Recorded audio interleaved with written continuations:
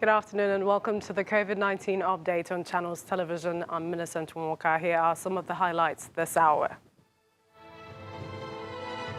Muslims around the world celebrate Eid al-Kabir amid a coronavirus pandemic.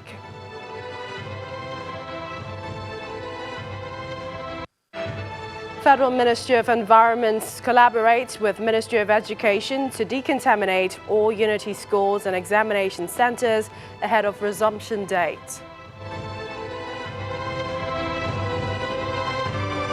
And Tokyo's governor to announce a state of emergency in the Japanese capital if coronavirus cases continue to rise. A state records 463 new infections, the biggest daily increase yet.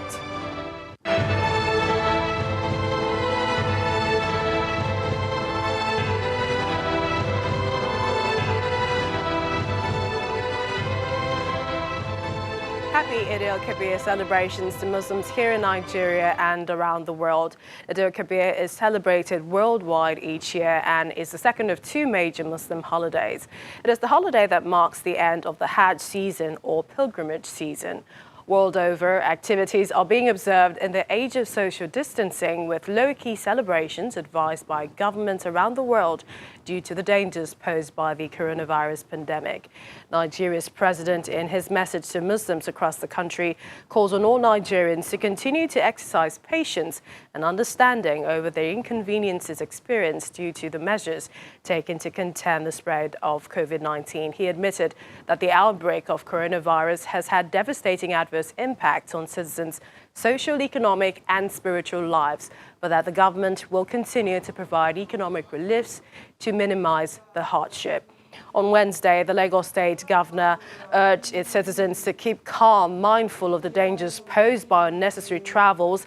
His counterparts in Enugu and Bauchi states also called for avoiding large gatherings, while states like Kano, Plateau, Osun State, Kwara, Jigawa have put strict restrictions to the celebrations of the usual traditional festivities in the states, in line with the safety protocols outlined by the Presidential Task Force on COVID-19.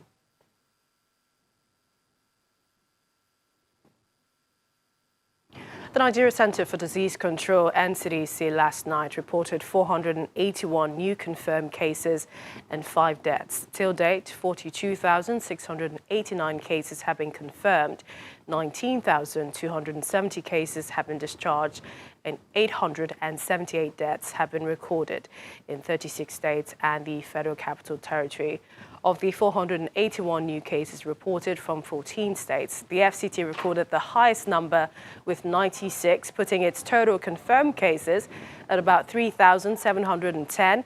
It's followed by Lagos, which cases were 89 from the recent case pool.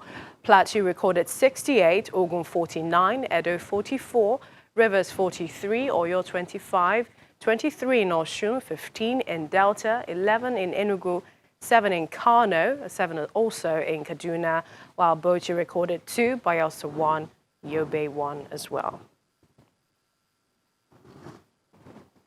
The Edo State government says it has exceeded the screening target of 500,000 persons and have also tested over 10,000 for coronavirus, which is nearly twice the country's COVID-19 testing average. The state governor, Mr. Gordon Obaseki, confirmed this in a state broadcast on the occasion of Eid al-Kabir celebration, where he decried the high death rate with the elderly worst hit. He appeals to residents to observe the COVID-19 prevention guidelines in place, explaining that the current figure of positive cases in the state is due to the high testing from the 3 COVID-19 testing facilities. Our strategy to screen, test, and treat have been acknowledged by the NCDC and the Federal Ministry of Health as one of the most coordinated and effective response by any state in Nigeria. We have exceeded our targets and have now screened over 540,000 persons and tested over 10,000 people from our 3 testing facilities. COVID-19 testing in Edo State is almost twice the national average. This explains why the number of confirmed cases which is now 2,200, is one of the highest in the country. Sadly, we have also one of the highest death rates from COVID-19 in Nigeria.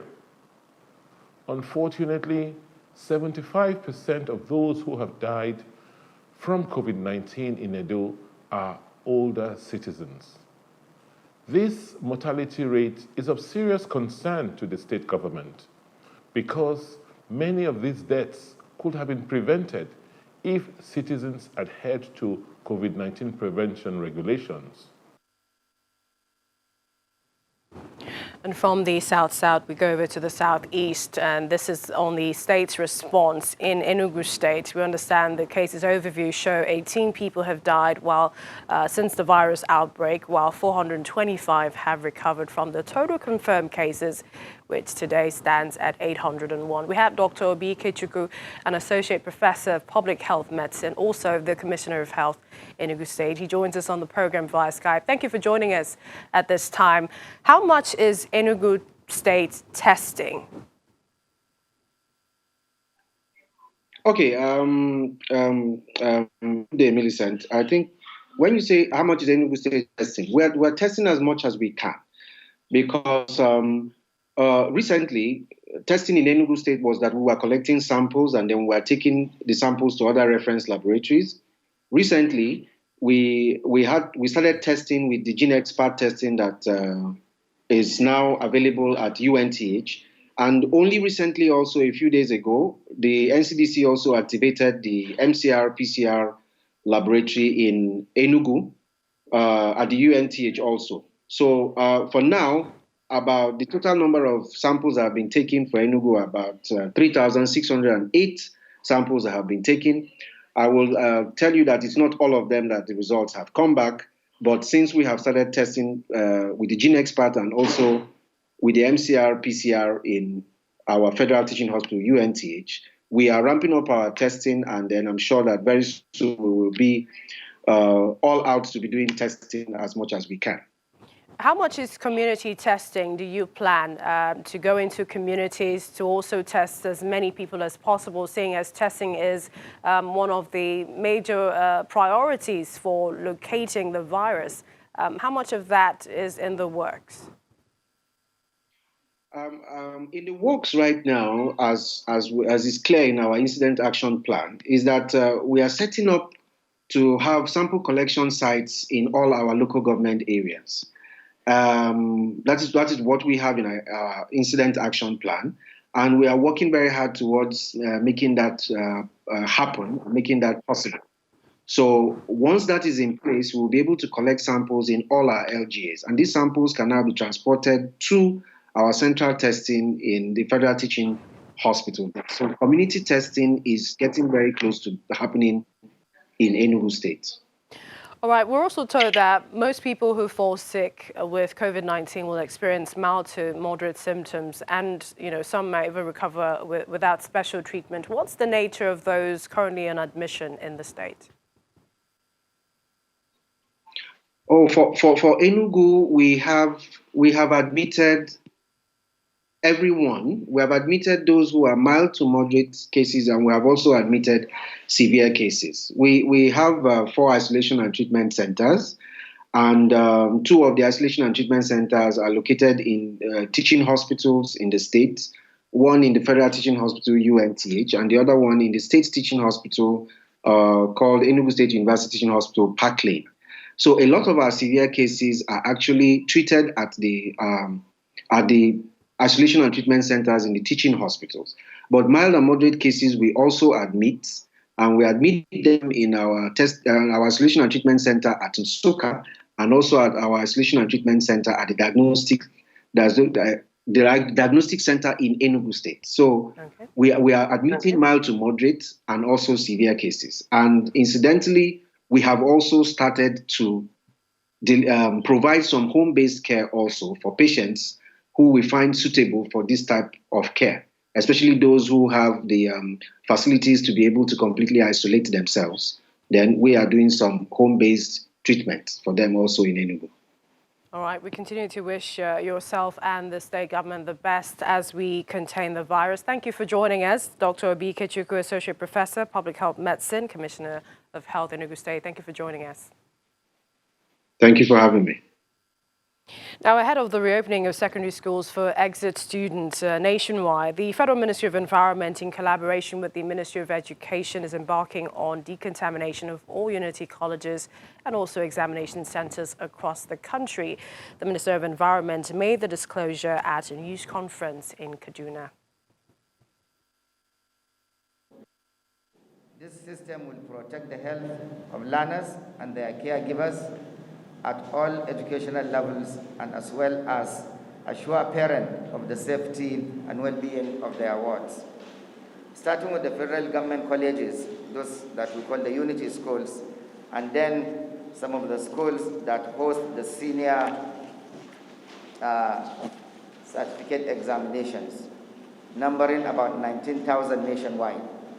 Whereas the Unity schools will be subjected to thorough decontamination and disinfection in the coming days immediately after the Eid al-Kabir Salah break, preparatory to their opening on 4th of August 2020. Dr. Shalom Oni is a public health physician. He joins us here in our Lagos studios. Thank you for joining us on the program. Thank you very much.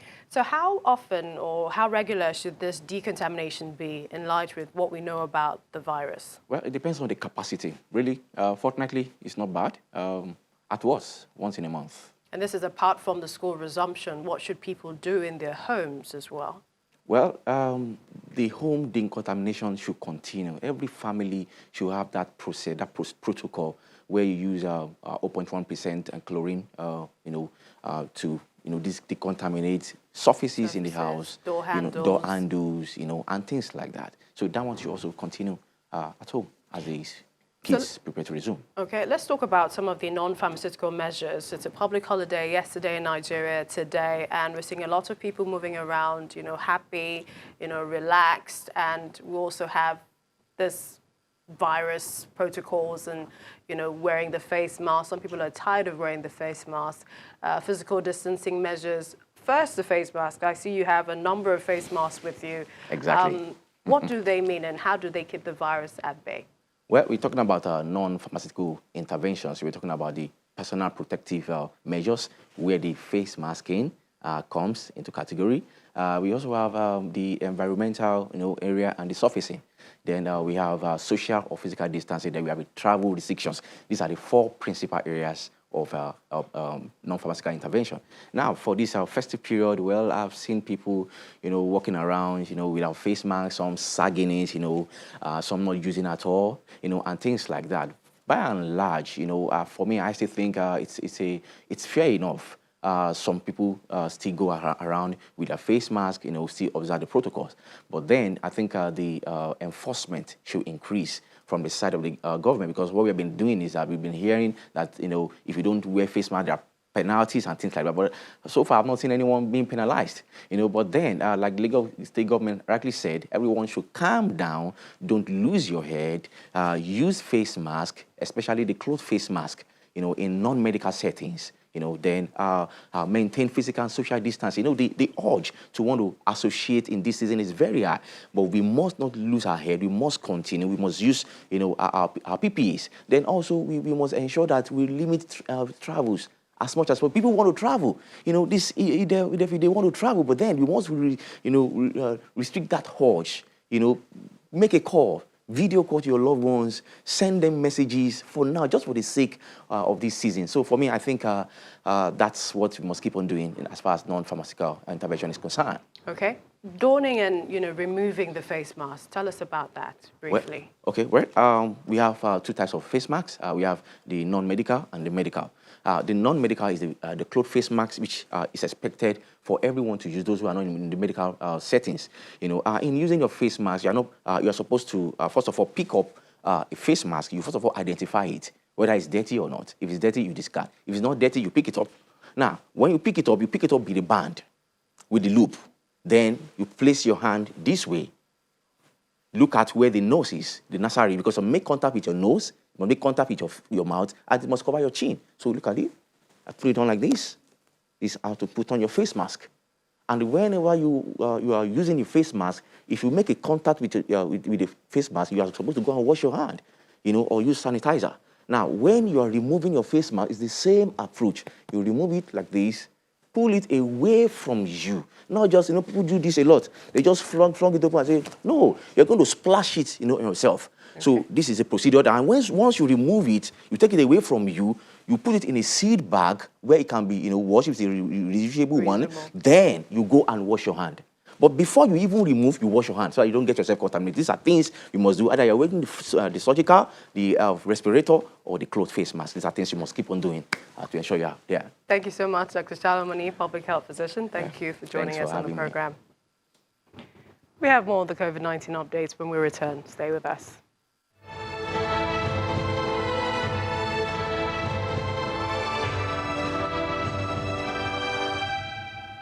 And it's a new wave of travel restrictions across the globe, particularly in Europe. We have Janelle Dumalaon, a Deutsche Welle correspondent. She joins us now on the impact to the travel sector.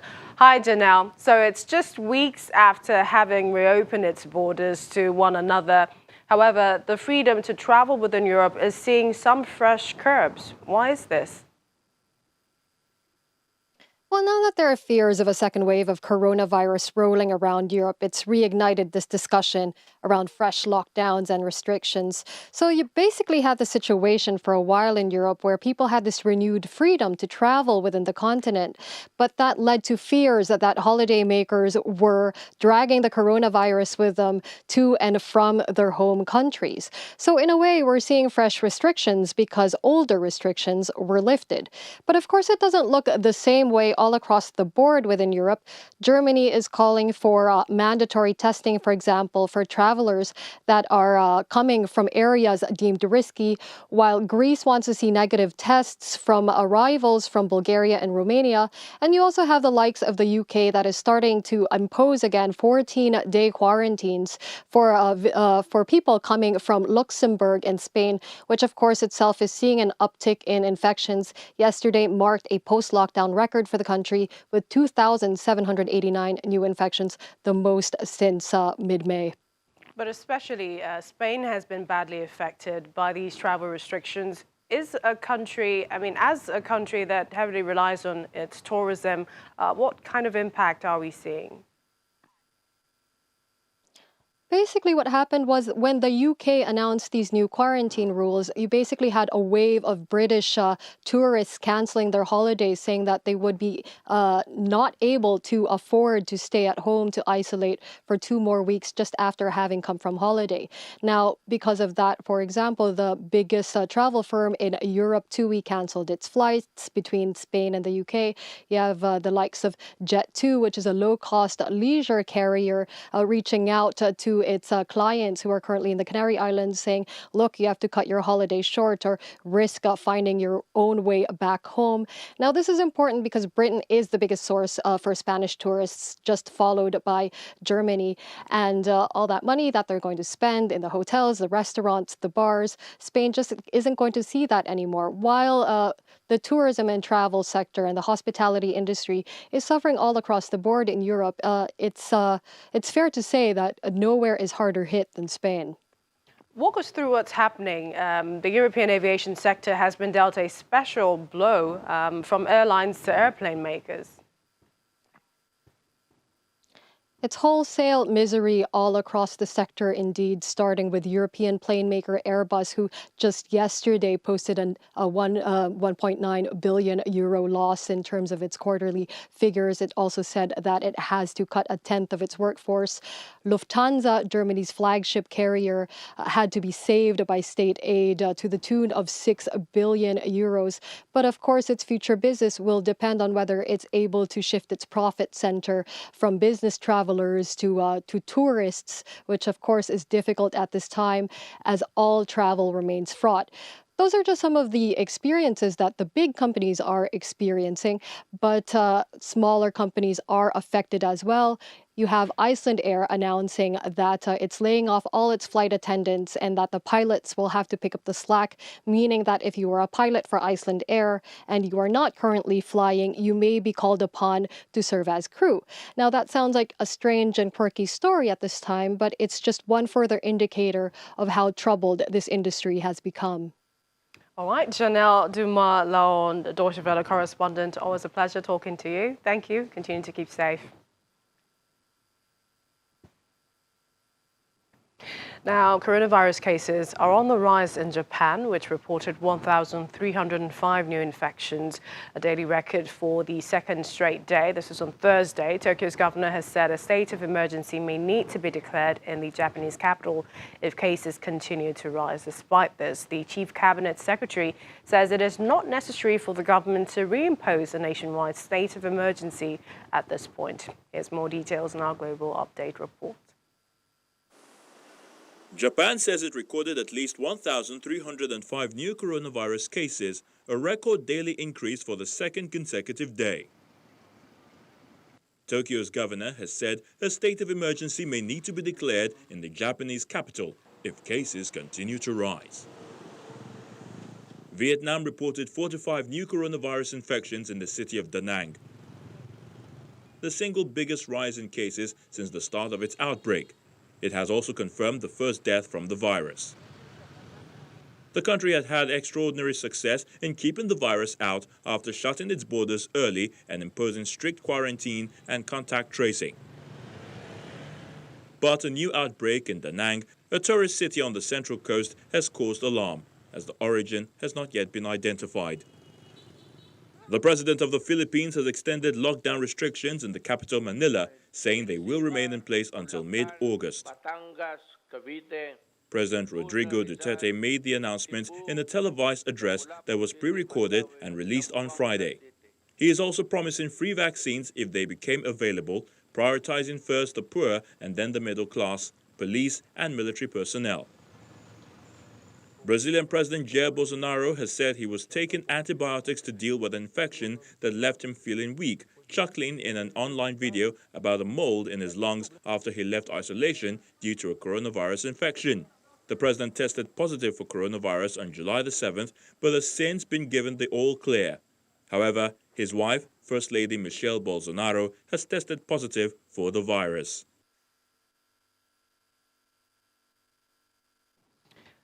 Back in Nigeria, youths in Delta State are adjusting to the new normal through the efforts of the State Government Orientation Bureau, who organized a one-day program tagged Impact 2020 Youth Engagement in the new normal in Warri. The program brought together various youth representatives in the various ethnic nationalities, challenging them to improve themselves and take responsibility. The state government also is exploiting other opportunities beyond our resources to see how we can attract other support, just like I mentioned, the NISA COVID loan. You understand? To ensure that our youths, our teeming population in Delta State are able to access these facilities to be able to upscale their businesses. The Delta State government pre-COVID was in the streets, in the hinterland and all places to talk to people about the protocol of COVID. And during the COVID, they did same. From what we've been able to gather now, the schools will be reopening very, very shortly in a matter of days. Delta State government has proactively directed that the state orientation will move into the schools to give the needed orientation and protocol to ensure that our people come out better, stronger post-COVID. But beyond that, like we said, COVID has come to stay. Delta State government is beyond deploying technology. It's also deploying civil engagements, and that's what we are doing today. Let's all continue to take responsibility. You can also take a look at our website. It has the latest updates on the pandemic. All we need to do is log on, access news, not just only in health, the holidays. We have the Salah there, the big headline. The president commending Muslims and Christians for understanding over the COVID-19 guidelines. There's so many other stories. It's channelstv.com and it's at your fingertips. That's the program this afternoon. Thank you for watching. I'm Millicent Nwonka. Enjoy the holiday. Stay safe.